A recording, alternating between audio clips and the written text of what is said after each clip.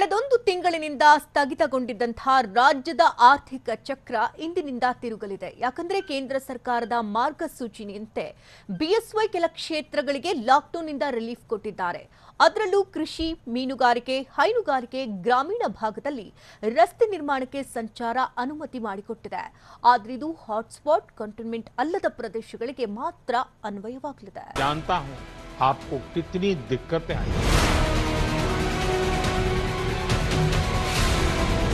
जरूरी गतिविधियों की अनुमति छूटछाट दी जा सके।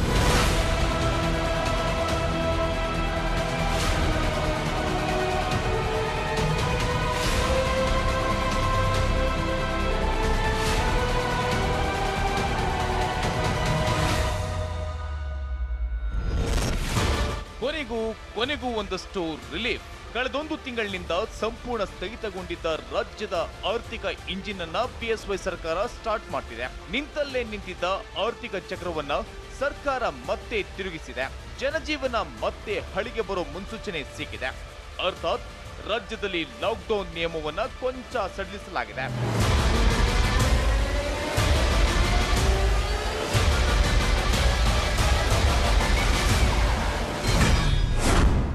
ಮಧ್ಯರಾತ್ರಿಯಿಂದ ಲಾಕ್ಡೌನ್ ನಿಯಮ ಸಡಿಲಿಕೆ.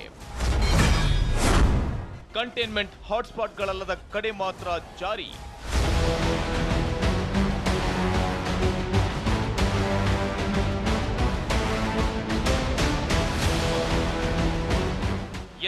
ಒಂದು ತಿಂಗಳಿನಿಂದ ಕಟ್ಟುನಿಟ್ಟಾಗಿದ್ದ ಲಾಕ್ಡೌನ್ ಇದೀಗ ಕೊಂಚ ಸಡಿಲಿಕೆಯಾಗಿದೆ.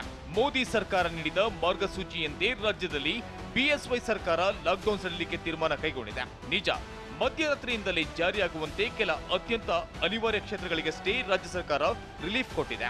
ಅದು ಕೂಡ ಕಂಟೈನ್ಮೆಂಟ್ ಹಾಟ್ಸ್ಪಾಟ್ಗಳಲ್ಲದ ಕಡೆ ಮಾತ್ರ ಸರ್ಕಾರದ ಸಡಿಲಿಕೆ ಅನ್ವಯ ಆಗಲಿದೆ.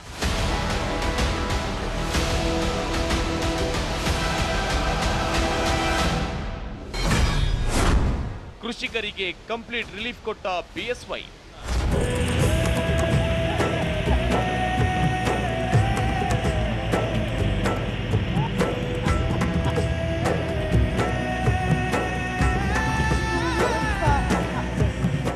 ಅನ್ನ ಆಹಾರವಿಲ್ಲದೆ, ಹಣ್ಣು ತರಕಾರಿ ಇಲ್ಲದೆ, ಬೇಳೆ ಕಾಳುಗಳಿಲ್ಲದೆ ಬದುಕೋದೇ ಅಸಾಧ್ಯ. ಹೀಗಾಗಿ ಅನ್ನದಾತನ ಅನಿವಾರ್ಯತೆಯನ್ನು ಅರಿತು ಸರ್ಕಾರ ಕೃಷಿ ಕ್ಷೇತ್ರಕ್ಕೆ ಲಾಕ್ಡೌನ್ನಿಂದ ಕಂಪ್ಲೀಟ್ ರಿಲೀಫ್ ಕೊಟ್ಟಿದೆ.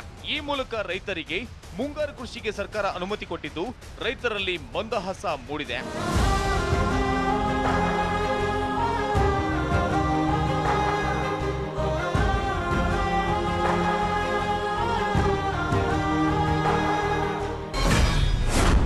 ಕೃಷಿ ಭೂಮಿಯಲ್ಲಿ ಕೃಷಿಕರು ಮತ್ತು ಕೃಷಿ ಕಾರ್ಮಿಕರ ಕೆಲಸಕ್ಕೆ ಅನುಮತಿ ನೀಡಲಾಗಿದ್ದು ಇಂದಿನಿಂದ ಕೃಷಿ ಚಟುವಟಿಕೆ ಮಾಡಬಹುದಾಗಿದೆ.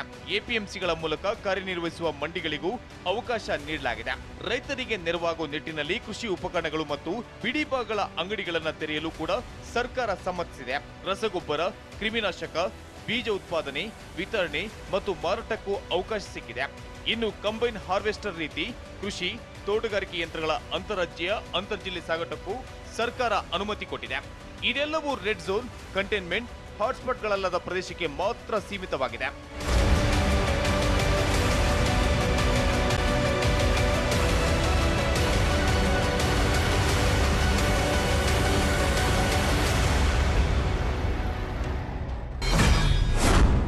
ಮೀನುಗಾರಿಕೆ, ಹೈನುಗಾರಿಕೆಗೂ ಅವಕಾಶ.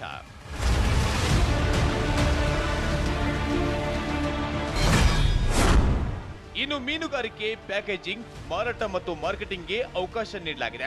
ಮೀನು ಉತ್ಪನ್ನಗಳ ಸಾಗಾಟ ಮತ್ತು ನೌಕರರ ಓಡಾಟಕ್ಕೆ ಅನುಮತಿ ಸಿಕ್ಕಿದೆ. ಇನ್ನು ಹಾಲು ಸಂಗ್ರಹ, ಸಂಸ್ಕರಣೆ, ವಿತರಣೆ ಮತ್ತು ಮಾರಾಟವು ಮುಂದುವರಿಯಲಿದೆ. ಹಾಲು, ಹಾಲಿನ ಉತ್ಪನ್ನಗಳ ಸಂಸ್ಕರಣೆ ಮತ್ತು ಸಪ್ಲೈ ಕೂಡ ಮಾಡಬಹುದು. ಕೋಳಿ, ಕುರಿ ಸಾಕಾಣಿಕೆ ಸೇರಿ ಫಾರ್ಮ್ಗಳ ಕಾರ್ಯನಿರ್ವಹಣೆಗೂ ಗ್ರೀನ್ ಸಿಗ್ನಲ್ ಸಿಕ್ಕಿದೆ. ಪಶು ಆಹಾರ ಉತ್ಪಾದನೆ ಮತ್ತು ಕಚ್ಚಾ ವಸ್ತುಗಳ ಸಾಗಾಟಕ್ಕೆ ಅವಕಾಶ ನೀಡಲಾಗಿದೆ.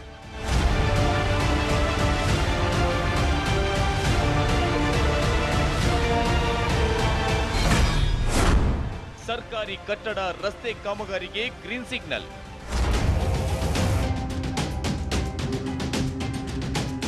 ಸರ್ಕಾರಿ ಕಟ್ಟಡ ಕಾಮಗಾರಿ, ಗೂಡ್ಸ್ ಸಂಚಾರ ಸೇರಿದಂತೆ ಇನ್ನೊಂದಷ್ಟು ಪ್ರಮುಖ ಕ್ಷೇತ್ರಗಳಿಗೆ ರಿಲೀಫ್ ಕೊಟ್ಟಿದೆ. ಅವುಗಳ ಪಟ್ಟಿ ಇಲ್ಲಿದೆ ನೋಡಿ.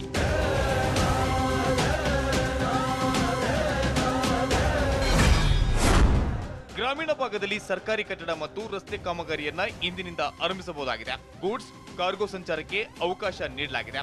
ಲಾರಿ ರಿಪೇರಿ ಅಂಗಡಿ, ಡಾಬಾ, ಕೊರಿಯರ್ ಸೇವೆಯು ಆರಂಭವಾಗಲಿದೆ. ಎಲೆಕ್ಟ್ರಿಷಿಯನ್ ಅಂಗಡಿ ಕೂಡ ಓಪನ್ ಮಾಡಬಹುದಾಗಿದೆ. ಪ್ಲಂಬರ್, ಕಾರ್ಪೆಂಟರ್, ಮೋಟಾರ್ ರಿಪೇರಿ, ಆಹಾರ ಸಂಸ್ಕರಣಾ ಘಟಕ ಇಂದಿನಿಂದ ಕಾರ್ಯನಿರ್ವಹಿಸಲಿದೆ. Cement, steel, jelly, tiles, paint, ಇಟ್ಟಿಗೆ ಹಾಗೂ ಟಾರ್ ಸಾಗಣೆಗೆ ಅವಕಾಶ ಸಿಕ್ಕಿದೆ. ಟೀ, ಕಾಫಿ ಮತ್ತು ರಬ್ಬರ್ ಪ್ಲಾಂಟೇಶನ್ಗಳಿಗೆ ಗರಿಷ್ಠ ಅಂದ್ರೆ 50% ಮಾತ್ರ ಕೆಲಸಗಾರರನ್ನ ಬಳಸಿಕೊಳ್ಳಬಹುದು. ಜೊತೆಗೆ ಟೀ, ಕಾಫಿ, ರಬ್ಬರ್ ಮತ್ತು ಗೋಡಂಬಿ ಪ್ಯಾಕೇಜ್, ಸೇಲ್ಸ್ ಮತ್ತು ಮಾರ್ಕೆಟಿಂಗ್ಗೆ ಸರ್ಕಾರ ಗ್ರೀನ್ ಸಿಗ್ನಲ್ ಕೊಟ್ಟಿದೆ.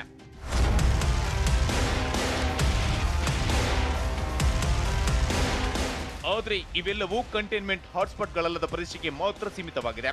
ಏನೇ ಕೆಲಸ ಕಾರ್ಯಗಳಿದ್ರೂ ಗ್ರೀನ್ ಝೋನ್ಗಳಲ್ಲಷ್ಟೇ ಮಾಡಬಹುದಾಗಿದೆ. ಅರ್ಥವ್ಯವಸ್ಥೆ ಸರಿದೂಗಿಸಲು ಕ್ರಮ. ಇಲ್ಲಿ ಒಂದು ವಿಚಾರವನ್ನ ರಾಜ್ಯದ ಜನತೆ ಅರ್ಥ ಮಾಡಿಕೊಳ್ಳಬೇಕು. ಕೆಲ ಕ್ಷೇತ್ರಗಳಿಗಷ್ಟೇ ರಿಲೀಫ್ ಕೊಟ್ಟಿರುವುದಕ್ಕೆ ಕಾರಣ ಕೊರೋನಾ ನಿಯಂತ್ರಣದ ಜೊತೆಗೆ ರಾಜ್ಯದ ಹಣಕಾಸಿನ ಪರಿಸ್ಥಿತಿಯನ್ನ ಸರಿದೂಗಿಸುವ ನಿಟ್ಟಿನಲ್ಲಿ ಈ ಕ್ರಮ ಕೈಗೊಳ್ಳಲಾಗಿದೆ. ಇವೆಲ್ಲವನ್ನು ಕೇಂದ್ರ ಸರ್ಕಾರ ಕೊಟ್ಟ ಮಾರ್ಗಸೂಚಿಯಂತೆ ರಾಜ್ಯಕ್ಕೆ ಅನುಗುಣವಾಗಿ ಕೊಂಚ ಮಾರ್ಪಾಡು ಮಾಡಲಾಗಿದೆ.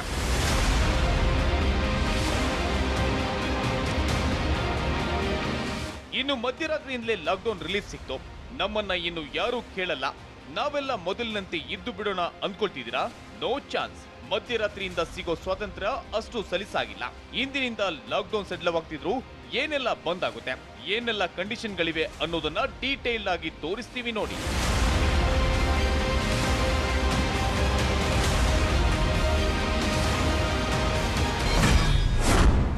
ಬಸ್, ಆಟೋ, ಟ್ಯಾಕ್ಸಿ ರೋಡಿಗಿಳಿಯೋದಿಲ್ಲ. ಪ್ರಿಯ ವೀಕ್ಷಕರೇ, ಗಮನವಿಟ್ಟು ಕೇಳಿ. ಲಾಕ್ಡೌನ್ ರೂಲ್ಸ್ ಸಡಿಲಿಕೆ ಮಾಡ್ತಿರೋದು ಕೇವಲ ತುರ್ತು ಅಗತ್ಯ ಸೇವೆಗಳಿಗೆ ಮಾತ್ರ. ಇಂದಿನಿಂದ ಕೆಎಸ್ಆರ್ಟಿಸಿ, ಬಿಎಂಟಿಸಿ ಬಸ್ಗಳು ರೋಡಿಗಿಳಿಯುತ್ತಿಲ್ಲ. ಎಮರ್ಜೆನ್ಸಿಗಾಗಿ ಕೆಲವೊಂದು ಬಸ್ಗಳು ಈಗಾಗಲೇ ಸಂಚರಿಸುತ್ತಿವೆ. ಆದರೆ ಅವು ಸಾರ್ವಜನಿಕರ ಸೇವೆಗಲ್ಲ. ವೈದ್ಯಕೀಯ ಸಿಬ್ಬಂದಿ, ತುರ್ತು ಸೇವೆಯ ಕಾರ್ಯದಲ್ಲಿ ಇರೋರಿಗೆ ಮಾತ್ರ. ಹಾಗೆ ಇಂದು ಆಟೋ, ಟ್ಯಾಕ್ಸಿಗಳು ರೋಡಿಗಿಳಿಯುವಂತಿಲ್ಲ. ಮೇ 3ರವರೆಗೂ ರೈಲು ಓಡಾಡುವಂತಿಲ್ಲ.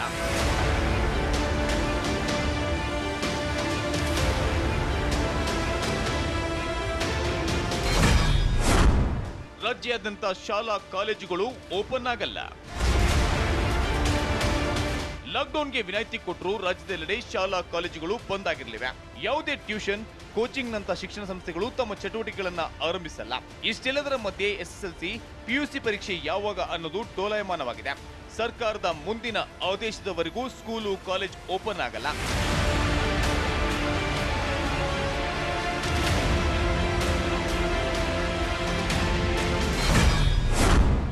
ಮಾಲ್, ಥಿಯೇಟರ್ಗಳಿಗೆ ಮತ್ತಷ್ಟು ದಿನ ಲಾಕ್. ಕೊರೋನಾ ವಿರುದ್ಧದ ಹೋರಾಟದಲ್ಲಿ ಸಾಮಾಜಿಕ ಅಂತರವೇ ಒಂದು ರೀತಿಯ ಮದ್ದು. ಹೀಗಿರುವಾಗ ಮಾಲ್, ಥಿಯೇಟರ್ಗಳು ಓಪನ್ ಆದ್ರೆ ಜನರನ್ನ ನಿಯಂತ್ರಿಸೋದೇ ಕಷ್ಟವಾಗುತ್ತೆ. ಲಾಕ್ಡೌನ್ ಸಡಿಲಿಕೆಯಲ್ಲಿ ಮಾಲ್, ಥಿಯೇಟರ್ಗಳಿಗೆ ಯಾವುದೇ ವಿನಾಯಿತಿ ಕೊಟ್ಟಿಲ್ಲ. ಇಂದು ಓಪನ್ ಮಾಡಂಗಿಲ್ಲ.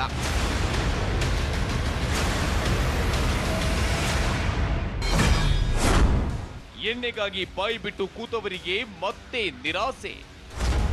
ಲಾಕ್ಡೌನ್ ಆದಾಗಿನಿಂದ ಯಾವುದಕ್ಕೆ ಎಷ್ಟು ಡಿಮ್ಯಾಂಡ್ ಇದೆಯೋ ಗೊತ್ತಿಲ್ಲ. ಬಾರ್ ಓಪನ್ ಮಾಡೋಕೆ ಮಾತ್ರ ಸಾಕಷ್ಟು ಬೇಡಿಕೆ ಬಂದಿತ್ತು. ಕೊನೆಗೂ ಕುಡುಕರ ಮನವಿಗೆ ರಾಜ್ಯ ಸರ್ಕಾರ ಮಣಿದಿಲ್ಲ. ಪಬ್ಬು, ಕ್ಲಬ್, ಎಂಆರ್ಪಿ, ಎಂಎಸ್ಎಲ್ ಶಾಪ್ಗಳು ತೆರೆಯಲು ಅನುಮತಿ ಕೊಟ್ಟಿಲ್ಲ.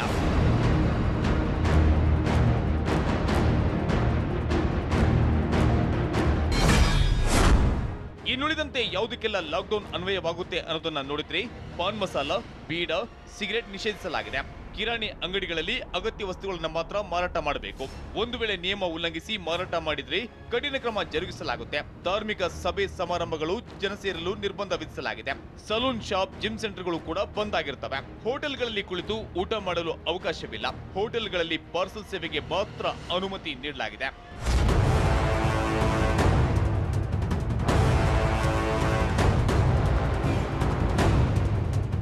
ಇನ್ನು ಲಾಕ್ಡೌನ್ ವಿನಾಯಿತಿ ಸಿಕ್ತು ಅಂತ ಮನೆ ಬಿಟ್ಟು ಹೊರಬರಲು ನಿಮಗೆ ಸರ್ಕಾರ ಪರ್ಮಿಷನ್ ಕೊಟ್ಟಿಲ್ಲ. ತುರ್ತು ಸಂಚಾರಕ್ಕೆ ಯಾವುದೇ ವಾಹನಗಳಲ್ಲಿ ಓಡಾಡಬೇಕಾದ್ರೆ ನಿಮಗೆ ಪಾಸ್ ಬೇಕೇ ಬೇಕು.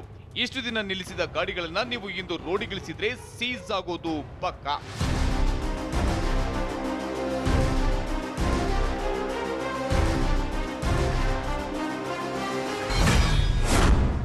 ಜಿಲ್ಲೆಯಿಂದ ಜಿಲ್ಲೆಗೆ ಜಂಪ್ ಆಗಂಗಿಲ್ಲ.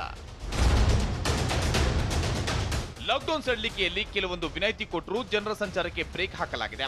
ಸದ್ಯ ಗ್ರೀನ್ ಝೋನ್ ಜಿಲ್ಲೆಗಳಲ್ಲಿರೋ ಜನ ಅಲ್ಲೇ ಇರಬೇಕು. ಅವರು ಯಾವುದೇ ಕಾರಣಕ್ಕೂ ರೆಡ್ ಝೋನ್ ಮತ್ತು ಕಂಟೈನ್ಮೆಂಟ್ ಜಿಲ್ಲೆಗಳಿಗೆ ಕಾಲಿಡುವಂತಿಲ್ಲ. ಉದಾಹರಣೆಗೆ ಕಲಬುರಗಿಯಲ್ಲಿ ನೆಲೆಸಿರೋ ಯಾರೊಬ್ಬರು ಬೀದರ್, ಯಾದಗಿರಿ, ವಿಜಯಪುರಕ್ಕೆ ಹೋಗುವಂತಿಲ್ಲ. ಸದ್ಯ ರಾಮನಗರ, ಮಂಡ್ಯದಲ್ಲಿ ಲಾಕ್ ಆಗಿರೋರು ಬೆಂಗಳೂರಿಗೆ ಬರುವಂತಿಲ್ಲ.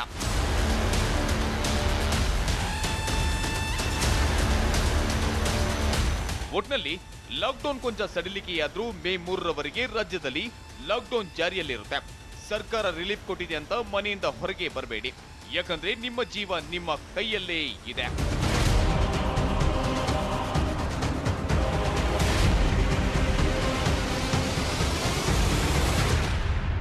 Bureau report, TV9. ಇನ್ಸೈಡ್ ಸುದ್ದಿ ಸೋಮವಾರದಿಂದ ಶನಿವಾರ ಸಂಜೆ 7 ಗಂಟೆಗೆ TV9 ನಲ್ಲಿ ಮಾತ್ರ.